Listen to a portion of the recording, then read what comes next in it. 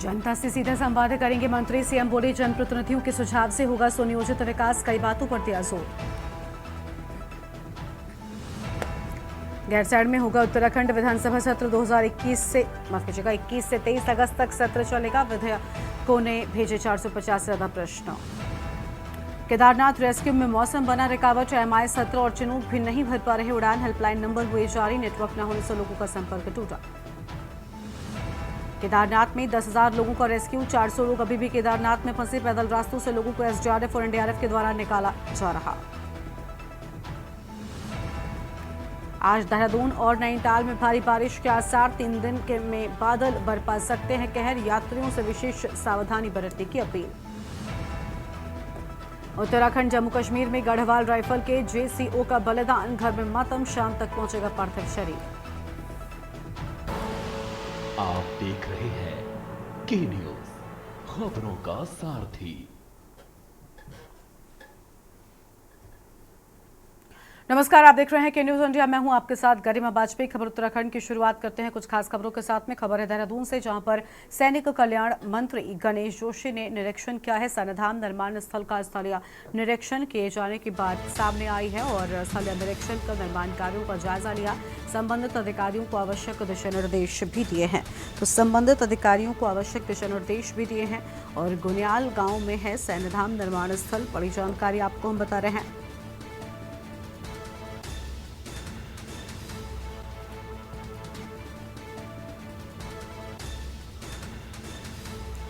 बड़ी खबर आपको हम बता दें,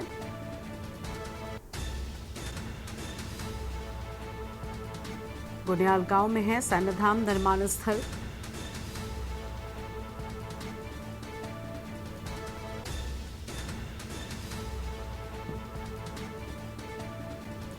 सैन्यधाम निर्माण स्थल का स्थलीय निरीक्षण किए जाने की बात सामने आई है। बड़ी जानकारी आपको हम बता रहे हैं।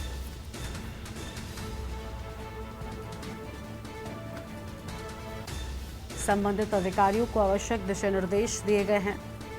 तो ये बड़ी जानकारी आपको हम बता दें।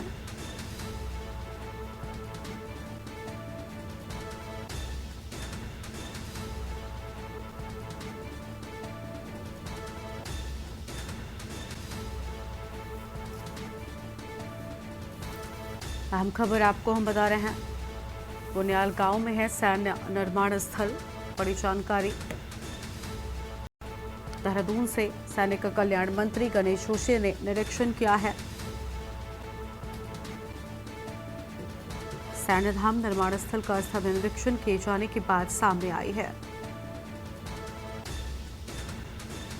स्थलीय निरीक्षण कर निर्माण कार्यों का जायजा भी लिया है।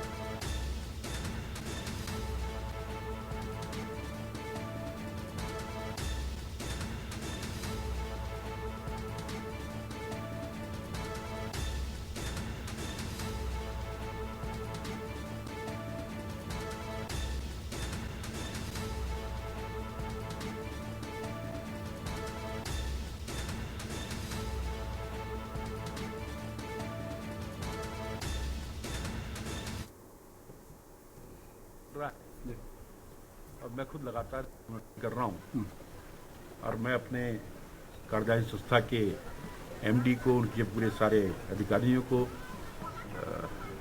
बधाई देता हूँ कि आप पूरी मेहनत से काम कर रहे हैं। और जिस दिन यह लोकार्पित होगा उसका एक अलग अंदाज होगा। जिस प्रकार से लोग बद्री, केदार, गंगोत्री, जमुनोत्री को देखने जाते हैं, इस धाम को देखने अवश्य आएंगे। अभी मैंने म्यूजियम, ऑडिटोरियम और जहाँ पर शहीदों के नाम अंकित होने दीवानों का निरीक्षण किया। बोर्ड में मैंने देखा था कि उसमें शहीदों के गैलेंट्री अवार्ड्स नहीं लिखे हुए थे। वो प्लेट्स को हम चेंज कर रहे हैं। अगली खबर है देहरादून से। अगली बड़ी जानकारी देहरादून से आपको हम बताते हैं, जहां पर आपदा प्रभावितों के राहत में जुटेगी भाजपा। 4 जिलों के लिए आपदा कमेटियां बनाई गई। पार्टी कार्यकर्ताओं से मदद के लिए आह्वान किया। अपने अपने क्षेत्रों में आपदा प्रभावितों की मदद करें। आपदा प्रभावितों की मदद के लिए जुटने को कहा। भाजपा के प्रदेश अध्यक्ष ने प्रभावित क्षेत्रों में कमेटी बनाई। टिहरी, रुद्रप्रयाग, उत्तरकाशी और अल्मोड़ा के लिए कमेटी बनाए जाने की बात सामने आई है। बड़ी जानकारी आपको हम बता रहे हैं।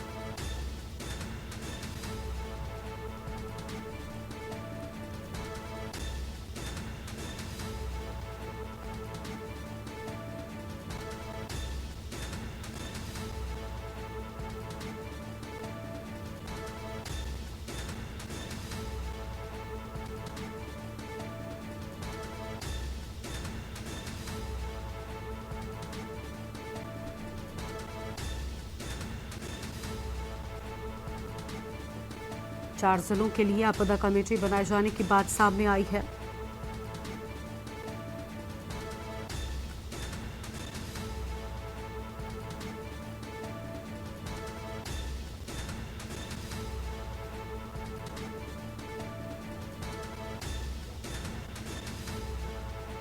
फिलहाल ये बड़ी जानकारी आपको हम बता दें।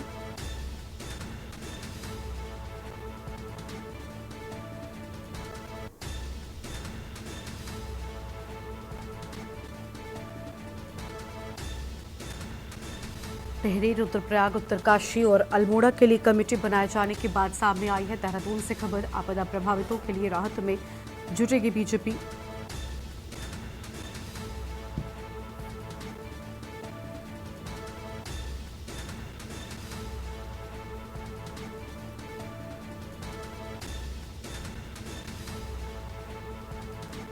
अहम जानकारी, अपने अपने क्षेत्रों में आपदा प्रभावितों की मदद करें, ये बड़ी बातें सामने आई हैं।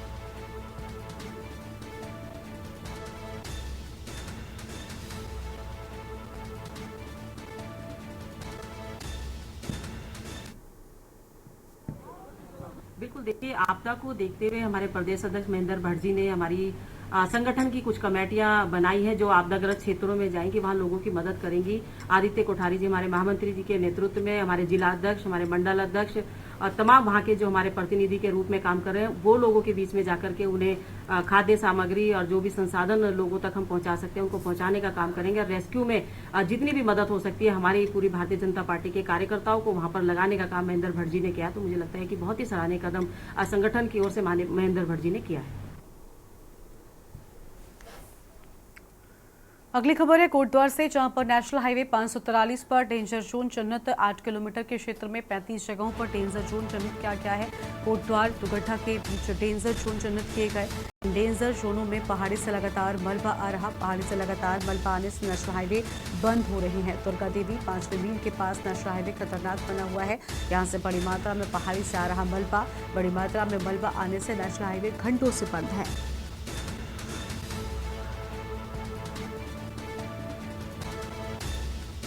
बड़ी खबर आपको हम बता रहे हैं।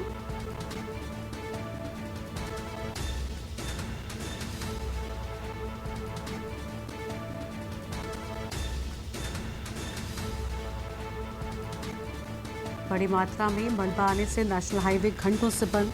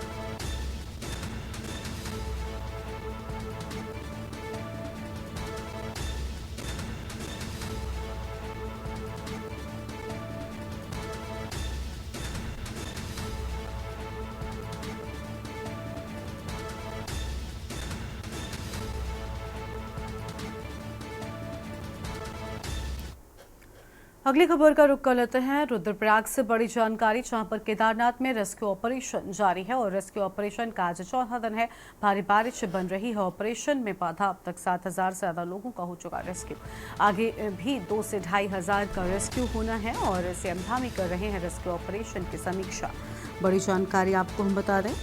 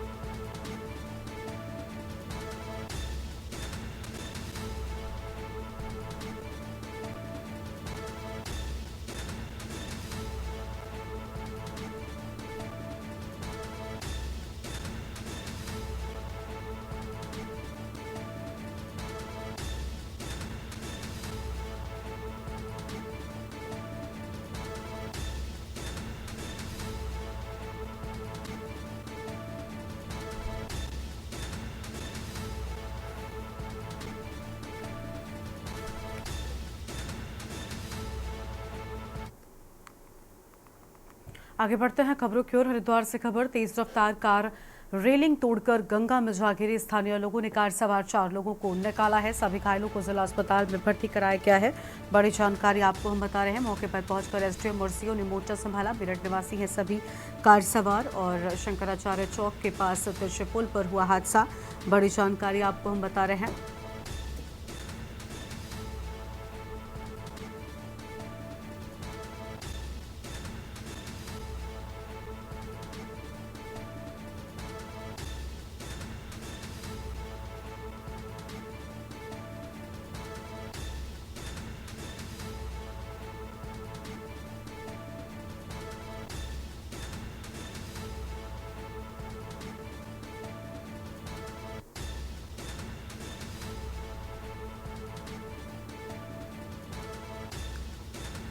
अहम खबर हरिद्वार से। तेज रफ्तार कार रेलिंग तोड़कर गंगा में जा गिरी।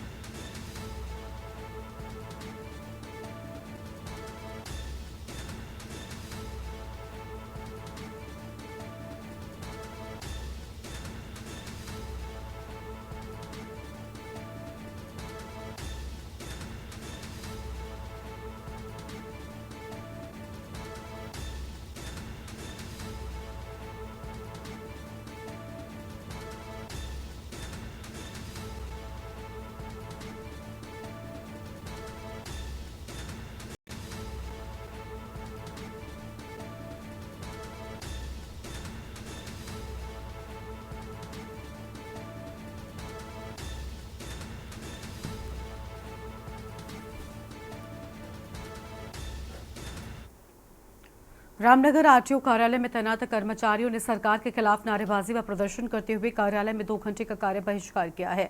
कार्य बहिष्कार के चलते वाहनों से संबंधित कार्य करने के लिए आए वाहन मालिक को काफी परेशानियों का सामना करना पड़ा। तो वहीं कर्मचारियों के कार्य बहिष्कार के चलते कई वाहन स्वामी बैरंग लौटने पर मजबूर हुए हैं। कर्मचारी नेता NK जोशी ने कहा कि कुछ दिन पूर्व रुद्रप्रयाग जनपद में एक बस दुर्घटनाग्रस्त हुई थी। उन्होंने कहा कि इस बार दुर्घटना में वहां पर बने चेकपोस्ट पर तैनात परिवहन विभाग के 2 कर्मचारियों को सरकार द्वारा निलंबन करने की कार्रवाई की गई है। उन्होंने कहा कि जिन कर्मचारियों का निलंबन किया गया उनका इस दुर्घटना में किसी भी प्रकार का कोई दोष नहीं था।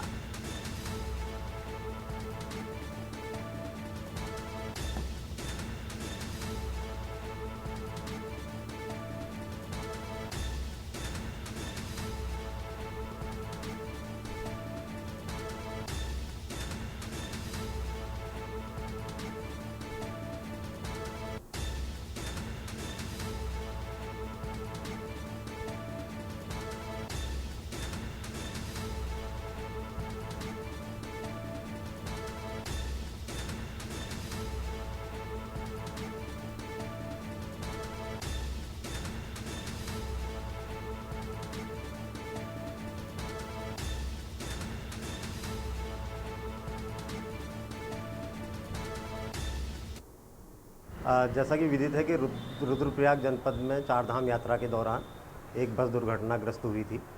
तो उसमें हमारे वहाँ चेकपोस्ट में जो हमारे मिनिस्ट्रियल कर्मचारी थे 2 कर्मचारियों को उसमें निलंबन किया गया है, जो कि उनका उसमें कोई दोष नहीं था।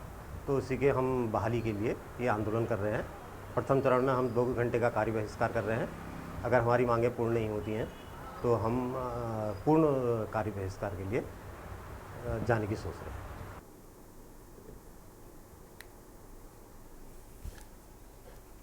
उत्तराखंड में मानसून के चलते हो रही आपदाओं को देखते हुए मुख्य विपक्षी दल कांग्रेस नाराज नजर आ रही है और इस बात पर कांग्रेस के वरिष्ठ प्रदेश उपाध्यक्ष सूर्यकांत धस्माना ने धामी सरकार पर निशाना साधते हुए कहा कि उत्तराखंड में आपदा के जो हालात हैं उसे सरकार गंभीरता से नहीं ले रही है और न ही सरकार की तैयारी है। वहीं दूसरी ओर भाजपा ने पौड़ी गढ़वाल सांसद अनिल बलूनी ने पलटवार करते हुए कहा कि आपदा के ऐसे समय पर जब लोग चिंतित और परेशान हैं तो उन्हें इस पर राजनीति नहीं करनी चाहिए।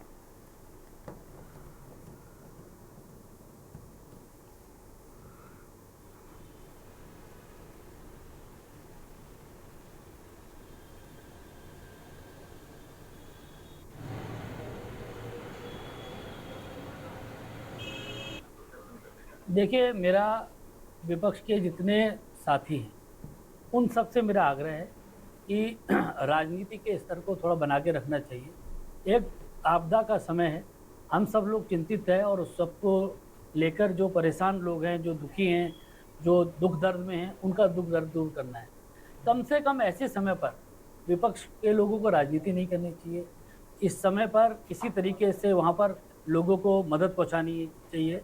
और मुझको एक बात कहते हुए बड़ी संतुष्टि है कि हमारे भारतीय जनता पार्टी के कार्यकर्ता वहाँ पर जो लोग आ रहे हैं, उनके खान पान की व्यवस्था, उनको अगर कंबल देना है कंबल की व्यवस्था, उनको दवाइयों की वितरण की व्यवस्था, सब हमारे वहाँ कार्यकर्ता और हमारे राष्ट्रीय स्वयंसेवक संघ के कार्यकर्ता भी इस काम में लगे हैं। मेरा विपक्षी साथियों से भी ये आग्रह है कि वो जरूर इस वक्त मदद करें, सहयोग करें, सहायता के काम में लगे। राजनीति करने का जब समय आएगा उस वक्त राजनीति करें तो अच्छा रहेगा। देखिए, उत्तराखंड में जो आपदा की स्थिति है उसको सरकार जिस गंभीरता से लेना चाहिए उसको ले ले। पहले तो करेला ऊपर से नहीं चढ़ा, पहले तो आपकी आपदा से निपटने की तैयारियां नहीं थी और लगातार बार बार आपके माध्यम से, प्रिंट मीडिया के माध्यम से, सोशल मीडिया के माध्यम से कांग्रेस आपदा के बारे में इस सरकार को चेताती रही। वनाग्नि के बारे में भी हम लगातार चेताते रहे, नहीं माने। उसका नतीजा ये रहा कि 2500 एकड़ से ज़्यादा, हेक्टेयर से ज़्यादा पूरे जंगल राज्य में वो आग के भेंट चढ़ गए। और अब बारिशों के मौसम में पहले दिन मैंने आपके सामने प्रेस कॉन्फ्रेंस करी थी, मैंने कहा था कि बारिश शुरू हुई है और पहली बारिश में ही हालत खराब हो गई थी। आज जब बारिश अपने चरम पर है, पूरे राज्य के अंदर टिहरी हो, उत्तरकाशी हो, चमोली हो, रुद्रप्रयाग हो, कुमाऊं मंडल के तमाम जनपद हो, तराई का इलाका हो, सारी तरफ, चारों तरफ आपदा ही आपदा है।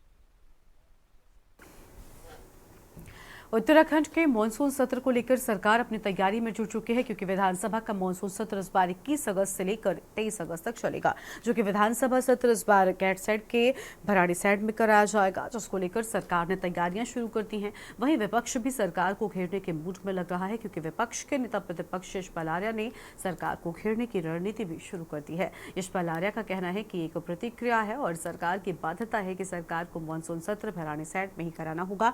इसके साथ ही अगर की बात करें तो कई मुद्दे ऐसे हैं जिस पर सरकार को घेरने का काम हम लोग जरूर करेंगे।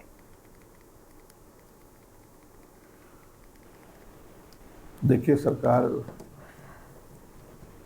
मैंने कहा कि सत्र आहूत करना सरकार की बाध्यता है। 6 माह के अंदर सत्र सुनिश्चित होना चाहिए, इसलिए सत्र का इन्होंने सत्र आहूत किया है मात्र 3 दिन का। पहला दिन सूक्ष्म संवेदना और बाकी 2 दिन मात्र 500 प्रश्न, जिसका मैं जिक्र कर रहा था। विभागवार चर्चा होती है, प्रश्न काल निर्धारित सुनिश्चित होता है, माननीय मंत्रीगणों को दिन सुनिश्चित किए जाते हैं, उस दिन वह अपने प्रश्नों का जवाब देते हैं विभागवार। 2 दिन मात्र हैं, बहुत बड़े मुद्दे हैं। आपदा एक बहुत बड़ा मुद्दा है, पूरा पहाड़ प्रभावित है। जो अभी आपदा से प्रभावित क्षेत्रों में जिस तरह से नुकसान हुआ, भारी जनहानि हुई है, सब कुछ तबाह हो गया है। विस्थापन की मांग बूढ़ा केदार में लगातार उठती रही है, कोई उसका समाधान सरकार नहीं कर पाई है। ये मुद्दे हैं। यहाँ तक कि विस्थापन करेंगे हर वर्ष, जब आपदा आती है विस्थापन की बात सरकार की जुबान पर आती है। और कांवड़ मेला खत्म होने के बाद हरिद्वार में गंगा घाटों से लेकर हाईवे तक गंदगी पसरी हुई है और करोड़ों की तादाद में आए कांवड़िए। आपको बता दें कि वेस्ट तो छोड़ ही गए, साथ ही पर्याप्त टॉयलेट बाथरूम की व्यवस्था न होने के चलते शहर भर के कई इलाकों में खुले में गंदगी नजर आ रही है। अब ऐसे में सवाल उठ रहा है कि प्रशासन की ओर से हर साल होने वाले कांवड़ मेले के लिए पर्याप्त टॉयलेट की व्यवस्था क्यों नहीं की गई। ये रिपोर्ट देखिए।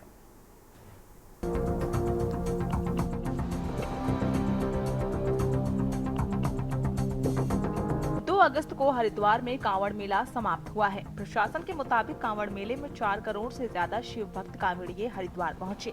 मेला शुरू होने से पहले प्रशासन की ओर से कई तरह की व्यवस्थाएं करने का दावा किया जाता है, लेकिन मेला खत्म होने के बाद जगह जगह पसरी गंदगी प्रशासनिक व्यवस्थाओं की पोल खोलती है।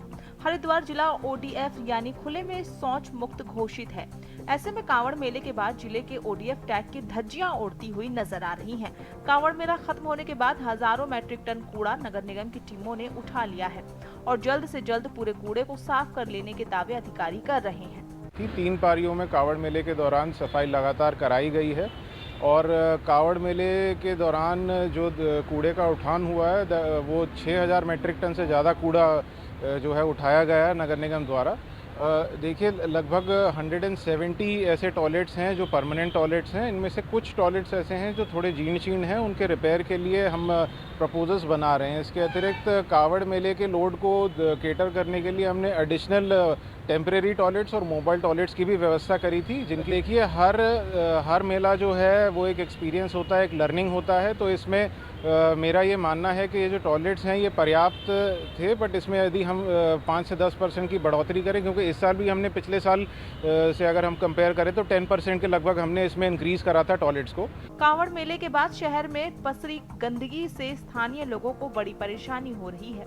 चारों तरफ फैले कचरे और उसमें उठ रही दुर्गंध से परेशान लोगों का कहना है कि प्रशासन को श्रद्धालुओं के लिए ज्यादा से ज्यादा पोर्टेबल टॉयलेट और बाथरूम की व्यवस्था करनी चाहिए, ताकि सार्वजनिक रास्तों और कॉलोनियों में गंदगी ना हो। जो कावड़ लेकर आए हैं उनके लिए शासन ने शौच आदि की क्या व्यवस्था की है, यह भी महत्वपूर्ण बिंदु है।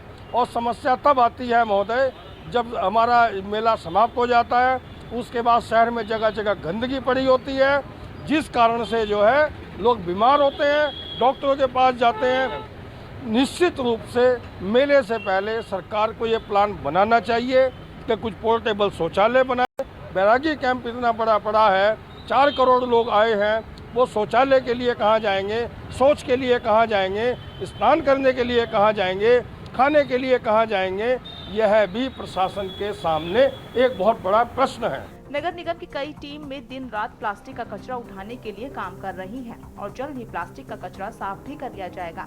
लेकिन ऐसे में बड़ा सवाल है कि हर साल होने वाले कांवड़ मेले और अन्य आयोजनों के लिए धर्मनगरी हरिद्वार में सीमित सार्वजनिक शौचालयों में कितनी गंदगी सामने आने की क्षमता है और हर साल के अनुभव से सबक लेकर क्यों शौच की संख्या को बढ़ाया नहीं जा रहा है।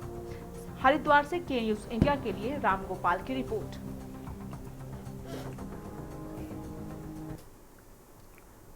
और इस बुलेटिन में फिलहाल इतना ही। तमाम खबरों के लिए आप देखते रहिए के न्यूज़ इंडिया। नमस्कार।